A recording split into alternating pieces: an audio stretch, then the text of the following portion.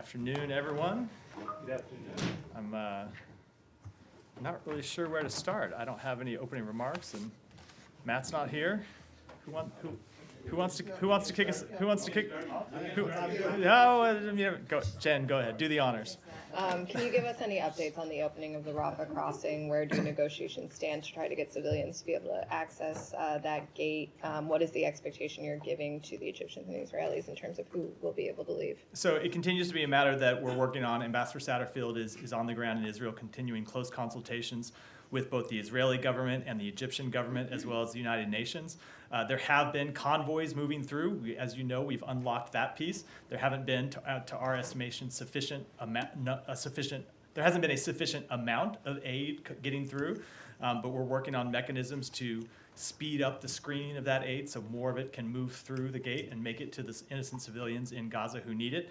And we continue to work to unlock the very difficult kind of practical problem of getting American citizens out. I think it might be useful for me to talk a little bit about what the issues actually are in that.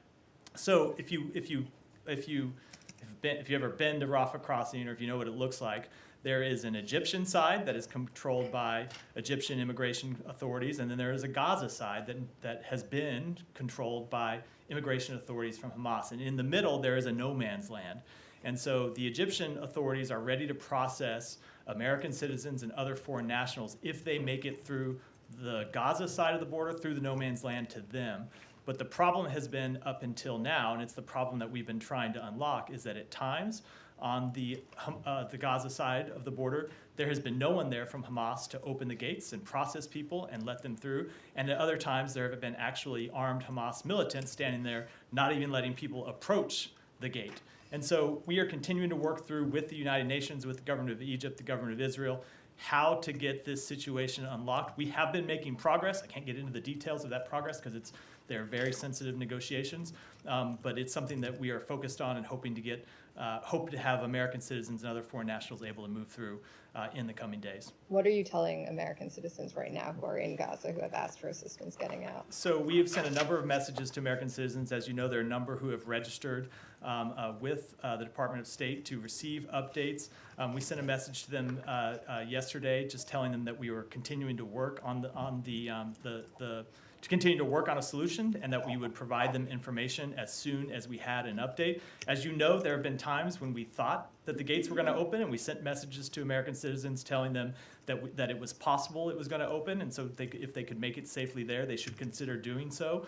And each of those times, we unfortunately weren't. The gate didn't actually open for the reasons I just articulated. So we are going to stay in touch with them and let them know we're working on it. And as soon as we have an update about them actually being able to make it through the crossing into Egypt, we will send them that update. And then last question, are there any U.S. officials at the Egyptian side of the Rafah crossing? There are American officials, consular officials, I don't want to give their exact location because it is somewhat of a volatile situation, who are on the ground in Egypt, who, without getting into too much detail from this podium, will be able to facilitate the onward journeys of American citizens when we are able to get them through the Rafah crossing. Shannon. Thank you. Just from my understanding, the Rafah crossing, when aid convoys move in, is Hamas's presence not required there to open the gate to those trucks that are allowed to pass into Gaza? So there are gates for trucks to go in and out, and then there are gates for people to walk through. It's a different thing. The Egyptians are opening their side of the gate. I don't know actually if who's opening the other side of the vehicle gate that these trucks are going through. I would assume it's Hamas, but I don't know that for a fact. But it's a different transit point for people to walk through, and there is no one there to open those gates and do the immigration processing that needs to happen for people to walk through and make it to the Egyptian side. And has the State Department explored using this other point of entry, possibly in these emergency situations, to move trucks out of the area and also perhaps American citizens? I will say that we have explored every opportunity, including some that we haven't discussed here, continue to explore every opportunity. We don't talk about them publicly because it's often not useful given the security situation on the ground, but we are pursuing every possible alternative available to get the American citizens out, and will continue to do that. Lastly, those American citizens, you still don't have any estimate you can give on how many Americans in Gaza the State Department is in contact with? I don't. It's in the several hundreds, but there's a number that we are in contact with. And as always in these situations, we don't know exactly how many of them will choose to leave. We provide information to all of them that have registered with our system. Like I said, it's several hundred. And on any given day, people will make their individual choices based on their situation, their family situation, whether they want to leave or not. Also on the border crossing, well, specifically on the issue of getting fuel into Gaza, where do we stand with trying to get an agreement on allowing fuel to go in? So we do think that it's important that fuel be able to make it into Gaza for humanitarian purposes. Obviously, the aid workers who are delivering humanitarian assistance through Rafah and then onward inside Gaza need to be able they need fuel to be able to advance those deliveries. Fuel is important for the provision of medical care. Fuel is important for desalinization. Israel has very real concerns about the diversion of fuel. Hamas continues to launch rockets. And so Israel has real concerns. And so we are trying to work through a mechanism to ensure that we can get fuel in a way that would not be diverted, so it could be used only for humanitarian purposes. It's one of the things that Ambassador Satterfield, who has a lot on his plate, is very much focused on. I don't have an update to give today, but it's something that we are trying very hard to effectuate. What kind of mechanism could there be that would at some point fuel is something that could be diverted once it's in there, right? Is there a third party who could somehow make sure that goes to hospitals or the places that you're saying it's needed? As with all of these details, because they're the subject of some very delicate ongoing discussions, I don't think it'd be appropriate for me to talk about the details from here. Okay, and just on the issue of, as you said, shipments have been going in, but it seems to be sort of happening very slowly. What is the what is the holdup for? I think it's only less than 70 trucks that have been in the last 4 or 5 days. There are some practical considerations that we're trying to work through. Chief among them, but not only. Chief among them is we need to speed up the inspection regime, and we're working to do that. Yeah, Leon. Yeah, I would staying obviously in the region, but just on a slightly different issue. The president yesterday said that he had no confidence whatsoever in the numbers given by the number of Palestinians killed in Gaza. The Hamas is publishing today a list of names of 7,000, I think, people. That's the number that they're giving. What credibility at all do you give to that?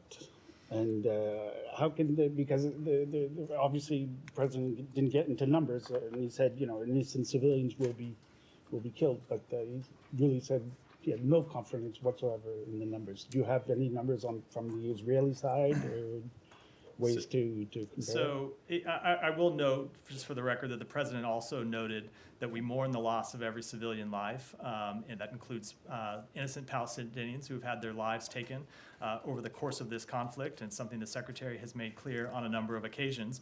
But it is true that all of the numbers that are provided publicly are provided ultimately by Hamas. And so given the way that Hamas has misled the public, most recently with respect to the explosion at the hospital last week that they claimed was an Israeli airstrike, when our assessment is that is not accurate, and we have released information about that. The Israeli government has released information about that. We don't trust Hamas. Now, we don't have any way to make an accurate assessment of our own about the number of civilians who have died in Gaza. There's not an independent body that's operating in Gaza that can provide an accurate number. But we do have skepticism about everything that Hamas says.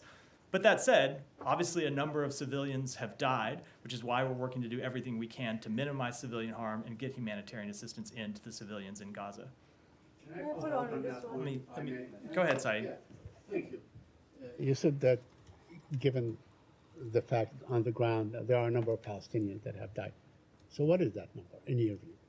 So what is? What is that number in your view? We don't. The point I just said is we don't have a way of You- accurately assessing that number. Is it in the thousands? Is it in the thousands? See, I say there are a number, but I cannot stand here and give you without, there is not a United States body, Right. there's not a United Nations Right. body, there's not a credible body that is in there assessing the number. But let me just say Right. that we know it's a significant number of people have died. We mourn the loss of every one of those civilians, and that is why we are doing everything we can to make clear to the Israelis that they need to operate in a way that minimizes civilian harm, and that we are doing everything we can to get humanitarian assistance in for the benefit of innocent civilians. Well, We just are unable to offer our independent confirmation of the number because there's no independent body that is making assessments. The only organization that is currently giving this number is Hamas, and obviously we Okay. don't trust Hamas. Okay, but I mean, just to follow what the president said, that this is war and in war people die and so on and all these things. What would be acceptable for the United States? I mean, do you have a figure that can be acceptable So that would push the government of the United States that has a great deal of leverage on Israel to say, okay, the time has come for a ceasefire? Saeed, I think you were conveniently leaving out a number of things that the president said yesterday. The president said, as he said repeatedly, as I just said, that we mourn the loss of every civilian life, and he's talked about how in direct conversations with Prime Minister Netanyahu, he has made clear that Israel needs to operate consistent with international humanitarian law. Let me put it this way. We do not want to see one innocent civilian die. We don't want to see an innocent civilian die in Israel. We don't want to see an innocent civilian die in Gaza. The fact is, Hamas continues to use innocent civilians as human shields. Right. Israel is conducting what, in our assessment, are legitimate military operations to try to take out the terrorist group that that attacked them on October 7th. They Right. need to do so in a way that minimizes civilian harm, and at the same time, we need to do everything we can to get humanitarian assistance in. So do you believe that Israel is following the law of war in this case? I mean, looking at that entire neighborhoods were completely wiped out. Again, as I said, we talked about this the other day. I'm not able to sit up here and offer an assessment of individual strikes. I will say that our expectation is that they need to follow the laws of war and they need to follow international humanitarian law. And that means not deliberately targeting civilians, which we do not believe they are doing. It means operating in a way that minimizes civilian harm when they are trying to take out legitimate terrorist organizations. Okay, one more question, and that would be it for me. Secretary Blinken, according to a report in Axios that was published yesterday at like 7 o'clock in the morning, Secretary Blinken told his guest or the group that he met with on Monday that he's asked the Qatari PM to rein in Al Jazeera war coverage. Can you confirm that? Did the Secretary ask the Emir of Qatar to rein in Al Jazeera coverage? So I'm not going to speak to private diplomatic conversations, Right. but you have heard me say from this podium that we would hope that everyone that talks about this war, everyone that covers this war, would use reliable sources of information, would make sure that their coverage does not rely on sources of information that are incorrect. Again, I want to go back to the hospital explosion last week when you saw reports in the Western press and in the press in the Arab world that immediately attributed that to the Well, government they of Israel. still- they Well, still let me believe that, just by let me the way. finish. Just based solely on Hamas's Okay. claim, and continued to report it as an Israeli strike, even after Israel had offered an assessment to the contrary, we had offered an assessment to the contrary, and Hamas had offered Okay. no information. So I will say that Right. we continue to hope that everyone will treat claims from Hamas skeptically. Okay, this is not a claim from Hamas. This is a published article by a well-known Israeli newspaperman. He wrote it in Axios and so on, and he attributed it to solid sources and so on. And he said that Mr. Blinken told the Jewish community leaders on Monday, he also met with Palestinian leaders on Monday, and he told them that he asked the Emir of Qatar to rein Hamas. And the reason I ask it, because yesterday at about this time, or an hour before, at noon, Israel bombed the place where the family of a Al Jazeera prominent correspondent, the senior correspondent in Al Jazeera, and they killed his entire family. Do you have any comment on that? So, two things. Number one, if you're suggesting a link I'm not between the two, suggesting well, you anything. asked them, I'm in, just- you, hold on, you I'm asked just- them in direct, I am not suggesting indirect, anything. you I'm asked just- them in direct, so I'm glad you're not suggesting that, because any such suggestion would obviously be preposterous. No. I will say that just as we mourn the loss of every civilian, that includes those journalists who are in harm's way. And I would say, as we've noted a number of times from the United States government, we give special respect to journalists who put themselves in harm's way to let the world know what is happening and to bring information to the world. So obviously, we mourn the death of those journalists. It is a great tragedy. Alex, go ahead. On this topic, two questions. I'm sure you have seen media reports about Hamas delegation visiting Moscow today. What role has Russia been playing in this fight against Hamas in your assessment? We haven't seen them play any productive role. The only thing that we've seen them do was exercise a veto in the United Nations yesterday on our resolution, which achieved majority vote inside the Security Council, but was vetoed by Russia and, of course, by China. But in terms of the work that we have been trying to do to keep the region calm, where we have had conversations not just with leaders in the region, but the Secretary had a conversation with Wang Yi while he was in the region, we have seen Russia play no productive role at all. Any reaction to Hamas dialogue, having dialogue with Hamas in Moscow? I wish I could say I was surprised, but I'm not, and I don't have any further comment. And on Iran, yesterday President warned publicly Ayatollah that if should there be any attack on U.S. Forces in Syria and Iraq, it will trigger a response. We have seen multiple reports, at least not one, at least two attacks since yesterday. There hasn't been any response. What should we expect in the next couple of hours, days? So I am not going to preview any action from this podium. I will say that we always reserve the right to defend ourselves and our interests. We will never hesitate to take action when needed to protect and defend our forces and our interests overseas. And any response, should one occur, any U.S. response will be at the time and place of our choosing. And as I said, I certainly wouldn't discuss it from here. Please come back to me later on the Caucasus. Okay. No, Yes, go ahead. since you disputed the number of civilians killed, just wanted you to verify this. So the UN said that 35 of their workers have been killed in Gaza, 24 journalists, including the family of our colleagues, Wael Dahdour. Is this something you dispute as well, or you just say Palestinian civilians? No, I don't. I'm not able to verify that. We don't have an independent U.S. assessment to make of that. But no, I do not dispute numbers from the United Nations. Obviously, there is a great difference between the United Nations and a terrorist organization like Hamas. But the United Nations using the same numbers.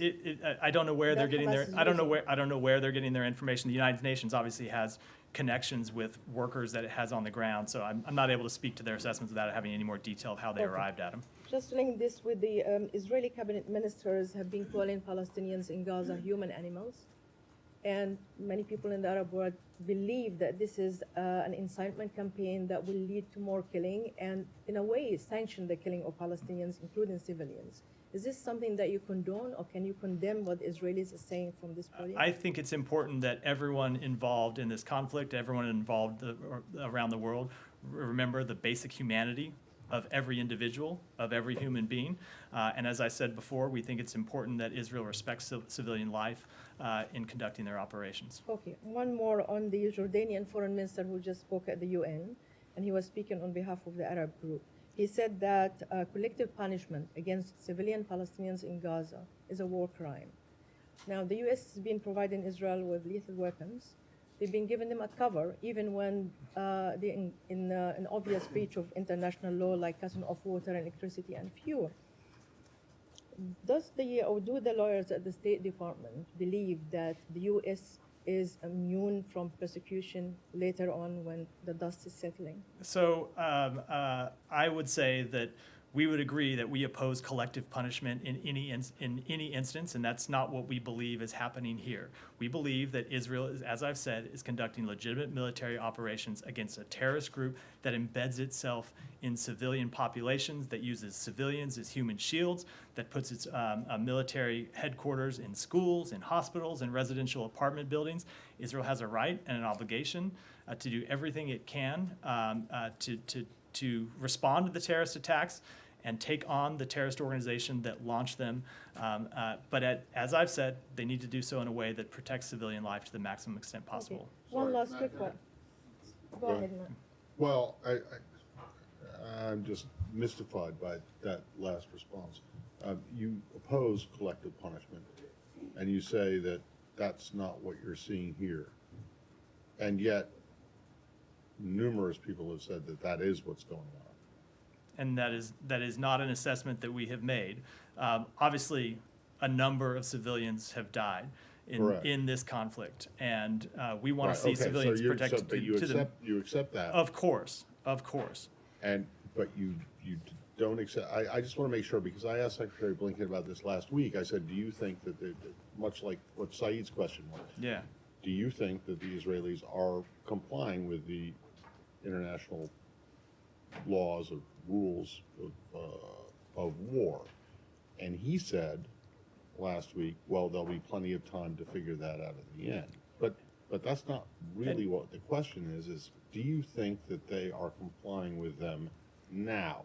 And I am not trying to minimize what happened on October 7th at all. But since you guys have made it a priority to tell the Israelis that it's important for democracies to respect these laws and rules, do you think that they are? We have not made, So far. we have not, as is consistent with what the Secretary said on Friday, we have not made any kind of formal assessment. There are a number of strikes that happened. You would have to look at the facts and the circumstances of every one of those Well, strikes. Hold on, let me just, to make that When kind is it that you make that kind of determination? I'd say to make that kind of formal assessment. Right now, what we are doing is having conversations with them to ensure that they are conducting the strikes that they're conducting consistent with the laws of war and protecting And you military. think that they are? We so have far? not made any kind of formal assessment, but Well, it is, then- hold on, but let me finish. It is our assessment. They are not deliberately targeting civilians. Okay. They are warning civilians to get out of harm's way when they're taking a military strike. It is a difficult situation because the point I made about Understood. Hamas using I'm its human not shields. suggesting anything otherwise. I we- just want to know, we is have it not- your assessment that they are right now? We have not made complying? any kind of formal. No, I know. I'm not asking for a formal I- assessment, but it sounds to me as though you're saying that you guys believe that the Israelis are operating It is within so. the rules of war They have and launched. So we believe international that. humanitarian So law. we Right? they have launched a number of strikes, and to make that determination, you would have to conduct an examination of every strike, which obviously we have not done. Those are very fact-specific determinations that people here at the State Department would have to make. We have not made that assessment. I will say, we do believe that they are not intending to strike civilians, that they're Okay. trying to conduct their operations in a way that minimize civilian harm. Okay, and what, doesn't that mean then that you think that they are complying? Again, that is, Matt, it is a legal determination that requires intense. I'm not asking for a legal determination, but if you, But the question that you've asked is a legal question that requires a legal determination. There are formal assessments the State Department makes as to this question, and they require looking at very fact-specific determinations as regards to each strike. We are in the middle of this conflict. We have not made those determinations. What I can say is what in our conversations with the Israeli government, they have told us they are trying to minimize civilian harm, and we have impressed upon them the need to do that. okay, and you believe that they are doing that? We do. Okay, thank you. Go to this. Go ahead. Therefore, you would disagree with the UN Secretary General when he said yesterday in front of the Security Council that there were clear violations of, It is just not an assessment that we have made. but he's made it. He has. It's not an assessment that the U.S. government has made. You've made similar assessments when Russia bombs places in Ukraine. You very quickly will And- say what you think is happening in that bombing, right? And- Why do you need to assess And they have every single those have strike? been after the result of internal determinations here at the State Department. I would say you've come out much more quickly than that. Given the amount of time that the bombing has been going on in Gaza, you've had enough time. You've had more time than in some cases. We have not seen Russians warning civilians to vacate apartment buildings when they launch them. We've seen evidence in Russia's case of deliberately targeting civilian infrastructure. That's the. So you have made that's what some we- kind of That's what assessment. we. No, I'm saying. of I'm the- saying of that's the- the difference. The difference in the situation and facts that we haven't seen here. But you- But the fact that you have made a determination, because what you just said to Simon is that you made a determination that Russia deliberately targeted civilian, and you have made a determination No. in this case that Israel is not No. deliberately doing that. I'm sorry, I that's don't not see, ex- it's not- there's no other is- way to read what you, No, to listen again, to- we to were hear able, what we were you're able to saying. show and make the determination in the case of Russia that they were intentionally targeting civilian infrastructure. We have not come to that conclusion here. No. With Israel, but. With Israel, yeah. Okay, so that means that you have thus far determined that Israel is complying the laws No, of it war. it does not mean that. It means that we have not conducted, again, Matt, I know you want me to make a claim No, that usually is at the end of a formal legal process, and I'm not But able to no, do that. I don't think that's correct at all. And in fact, it's exactly as Simon said. You guys were very quick off the bat to accuse Russia of, and probably correctly, of committing war crimes and doing that kind of thing. So- but in this case, and it's now 2.5 weeks in, you guys are saying, you guys won't say whether you will make a determination, even though many others have. So, or many others have weighed in, either on the yes, they are complying, or no, they are not complying. I'm saying And so I think that what the world is looking for is a clear statement from you guys, whether you think that they are heeding your advice. And it sounds to me as though you're saying, yes, they are. But you then, when you're pressed on that, you won't give an answer. Again, we believe they are listening to our advice, but I cannot make the formal, I just cannot make the formal determination when it comes to every one of the strikes that's been launched. Let me, go ahead, Said, go ahead. Right And here, then we'll, just very quickly. So you're I saying. do want to give other people a chance, but you're go say- ahead. You're saying that dropping leaflets on people. I'm sorry, say, Dropping leaflets on people, telling them that we're going to bomb this site, like 3 or 5 minutes before, is actually complying with the laws of war. Is that what you said? Saeed, I am not able to sit here at this podium and talk about the specifics of No, you every, said they inform Saeed, people. I'd let you finish the question, let me finish the answer. sure. Of every individual strike. To make a determination of a war crime, you need to be able to do these very fact-specific determinations and compare them about what international law requires and see if the international law has been violated. I'm not able to make that assessment, certainly not as with facts that you were giving to me about whatever No, strike. you just said Here. they informed them. I'm Correct. responding to what you said. Correct. Do you think that absolves Israel from committing war crime, or does it That is- show that that- they are complying with the laws of war? That is not what I said. It is a holistic determination that we would have to make looking at all the circumstances. Go ahead. Thank you. So let's go to Africa. Today, We'll- we'll- can I ask you? Go ahead, and we'll come back. Okay, so today the SADC group of ambassadors had a meeting. And during this meeting, the ambassador of Angola in the United States once again highlighted President Lourenço's willingness to lead an effort to ensure that the sanctions on Zimbabwe be lifted. So and this is a concern of all African countries, that those sanctions are unfair, the sanctions. So what is Biden's administration doing in order to lift the sanctions on Zimbabwe? I will unfortunately have to take that one back and get you an answer. Did you, go ahead. Let me, go ahead, I'll come to you next. Yeah, go ahead. Okay, so Matt, thank you. Regarding the attacks on Israel, what conversations has Secretary Blinken or other State Department officials had with the Lebanese government, as well as the UN Secretary General, pertaining to Hezbollah activities or missile firings, and the United Nations interim force in Lebanon obligations to intervene or stop the attacks and have follow-up? So I will say that we have made clear that all of the parties, to every party in the region hostile to Israel, that if they are thinking about this, entering this conflict, they should not take that step. Okay, then it seems like Qatar and Turkey are playing both sides. Is either government truly an honest broker and having a positive impact that you know of on stopping the assaults against Israel? We believe that Qatar has played a very useful role in this conflict in a number of cases, most importantly, securing the release of the 2 American hostages that were released last Friday. Qatar continues to engage productively on this question with entities in the region. The Secretary has publicly thanked them for that role, and we hope it will continue.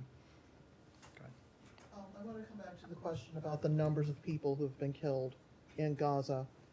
One, John Kirby just said during the White House briefing, when asked about the thousands number, he said, quote, "We would not dispute that."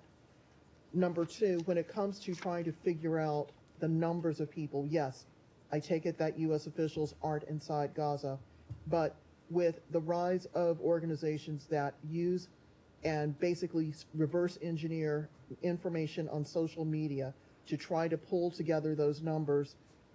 Why isn't the U.S. government doing that? Is the U.S. government doing that? And if not, wouldn't that be helpful in trying to determine just how much Sure. loss of life has happened and whether that would go towards giving more informed advice to the Israelis? Sure.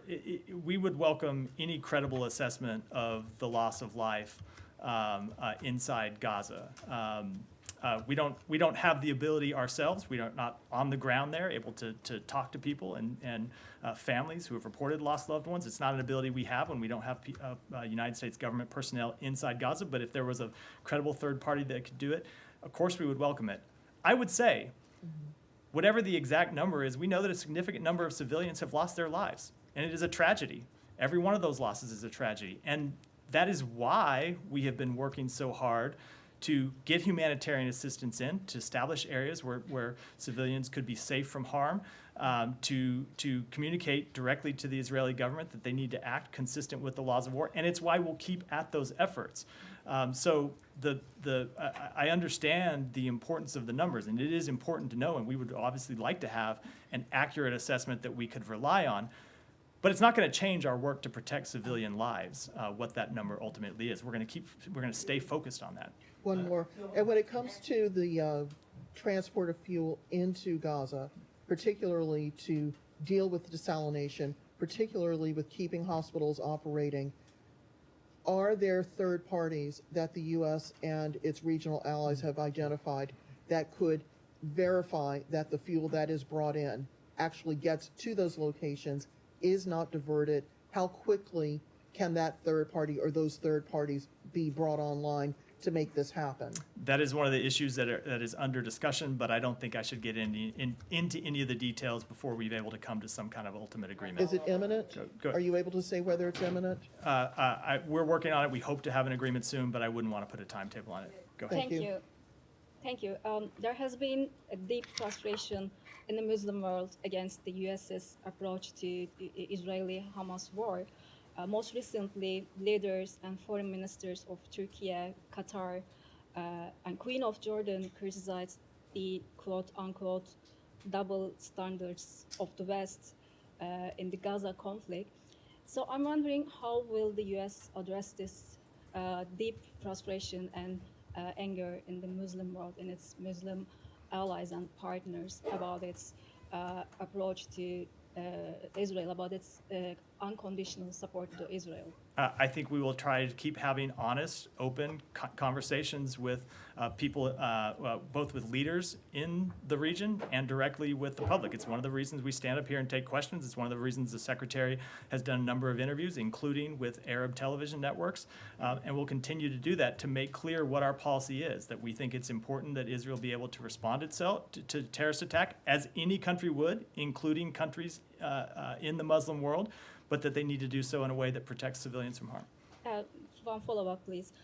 As my colleague mentioned, UN Secretary General said, Israel's actions are clear violations of international humanitarian law. So I'm wondering, by refraining from raising concerns about Israel's such actions, such violations, does the U.S. think it has lost its moral ground in other global issues, in other parts of the world? I mean, are you worried that your approach to Israel will undermine your message and your calls for respect to international law and human rights in other parts of the world? No, I do not. I think that we will continue to be clear that in any conflict, civilians must be protected. They should have a real opportunity to voluntarily get to safety, to access food, water, shelter. That's what we're working hard to achieve for civilians in Gaza. And we will continue to make clear that those rules apply equally to all parties in a conflict, including Israel in this conflict, including Russia and Ukraine, with respect to Russia's invasion of Ukraine, with respect to any parties to any conflict in the world. We will continue to reinforce that message because we believe that efforts to mitigate and respond to civilian harm are both a moral and strategic imperative that we will continue to push for in this instance and in others, and that they are the necessary actions that democracy should take. Go ahead. Go ahead, move on to China. All right, I'll come to you next, but we'll let Nike go ahead with it. Sure. Some congressional leaders have urged administration officials in their meetings with Chinese Foreign Minister Wang Yi to raise directly the questions on Americans wrongfully detained by China and other political prisoners. Would Secretary Blinken press China on this issue? What outcome would the United States like to see? Can you say their names? So I am not going to speak to the meeting before it happens. The Secretary will meet with Wang Yi later today and again tomorrow. But I will say that in all of our meetings with Chinese officials, we have raised areas of concern that we have, and those areas include wrongfully detained Americans. And you should expect that U.S. government officials will continue to do that in their meetings with Chinese government officials. And when the meetings are over, we'll be happy to talk to you about exactly what we did. I will say that with respect to wrongfully detained Americans, a number of times it's actually not helpful for us to raise their names publicly. There are a number of places where they don't want us to, where there are privacy objections.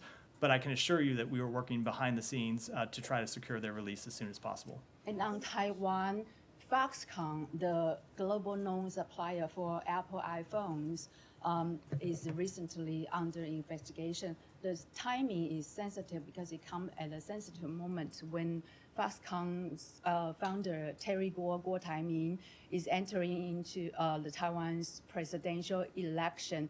Does the U.S. share with many analysts' view that this is an attempt to intervene and intimidate Taiwan's presidential election? Does the U.S.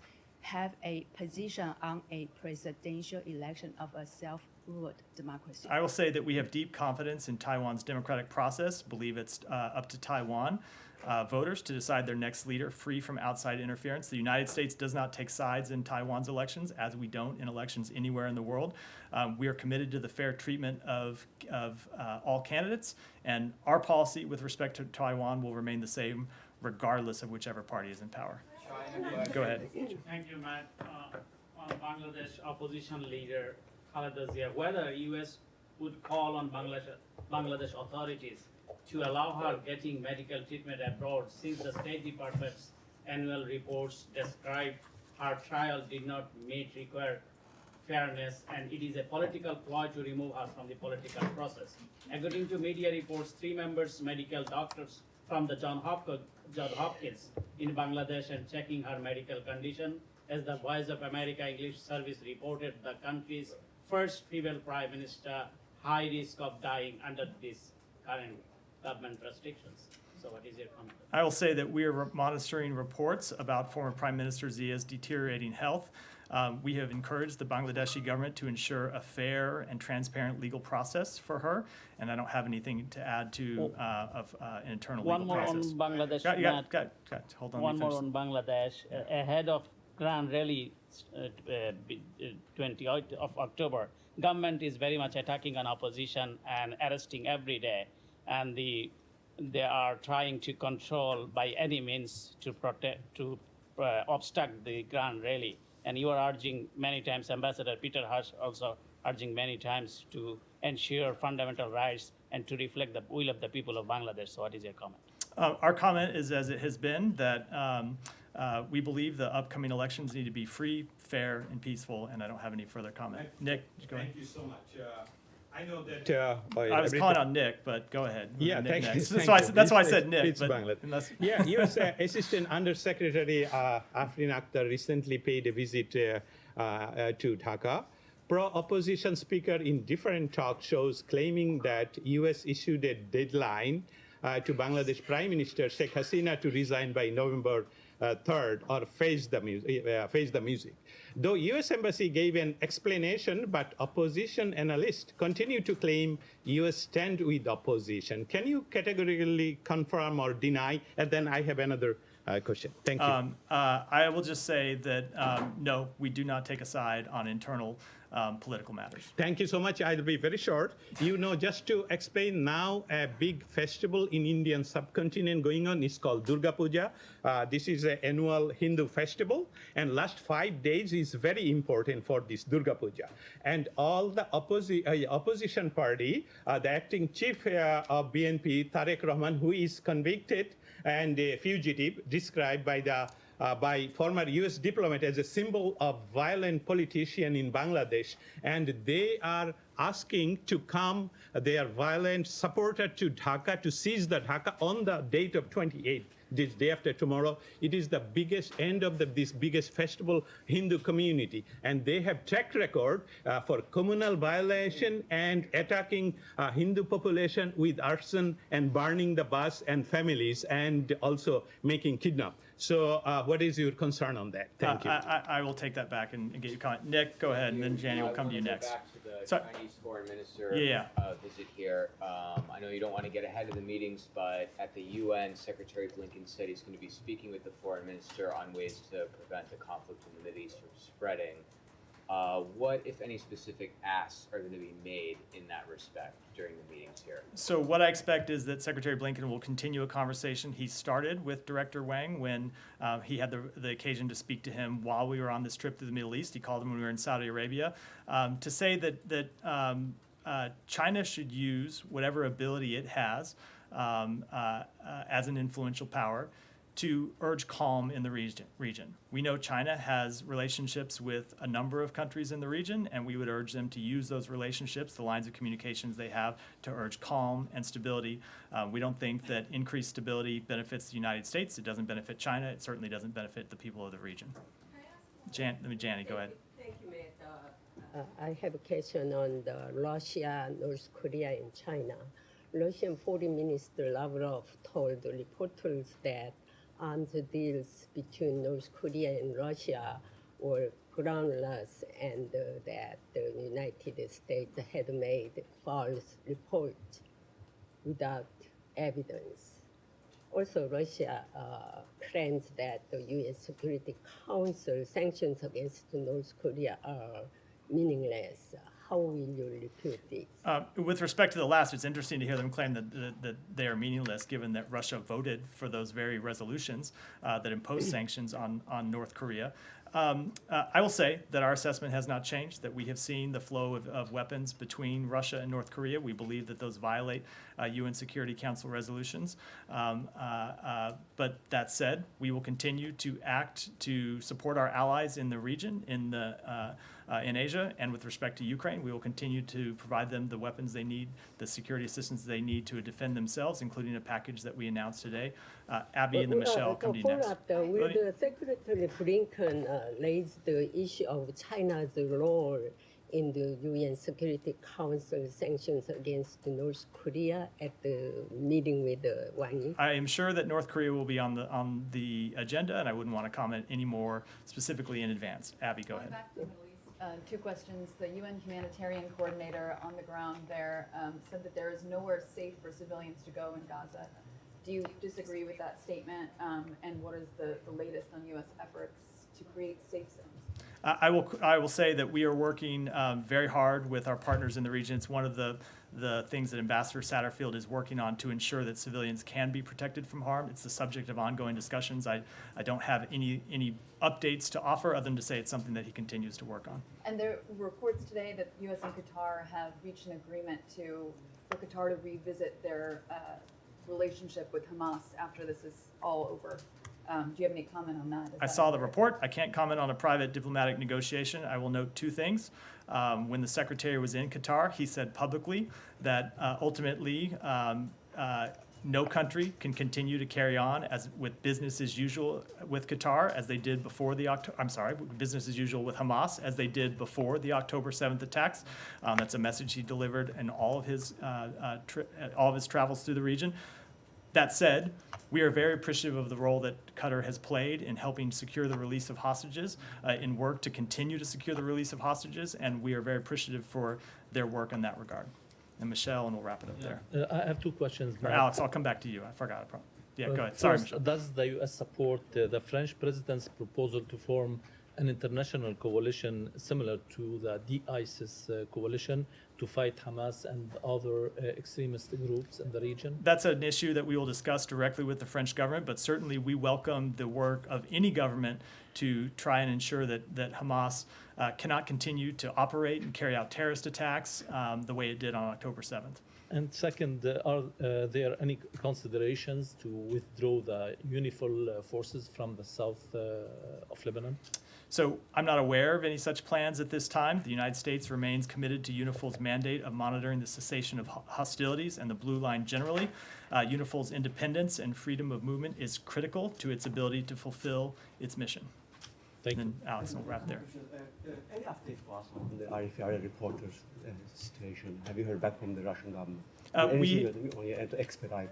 We have not yet been officially notified by the Russian government, and they have not yet responded to our requests for consular access. We continue to make those requests to consular access and hope that they will be granted.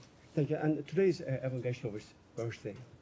Has there been any attempt? I'm sorry, what? Evan Gershover's birthday is today. Have you guys reached out to him in jail?